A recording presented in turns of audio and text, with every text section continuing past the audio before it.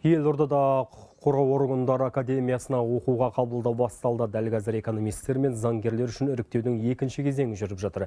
Үміткерлер осы аптаның соңына дейін құжаттарын тапсырып үлгеруі тиіс. Академияда болашақ прокурорлар 1 жыл бойы білім алады. Экономикалық қылмыстар мен сыбайлас жемқорлықпен күрес бағыттары бойынша оқуға түскендердің бағдарламасы 6 айға созылады. Академия студенттерге барлық қолайлы жағдайды жасаған. Яғни білім алушылардың сабағы тегін, шәкіртақы төленеді, тамақ және жатақхана беріледі.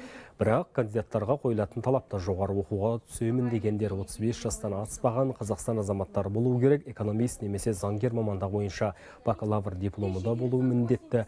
Естеріңізге салайық, 2 жыл бұрын елде прокуратура, сыбайлас жемқорлықпен күрес және экономикалық тергеу қызметіне кадрларды іріктеудің жаңа моделі енгізілді.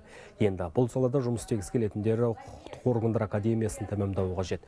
Бүгінгі таңда оқу орнын бітірген 550-ге жуық түлек жұмысқа орналасты. Им предстоит пройти предварительные этапы. Құқық қорғау органдары академиясына түсемін деген үміткерлер 6 кезеңнен тұратын іріктеуден өтеді. Алғашқы 5 кезең әр өңірде өткізіледі.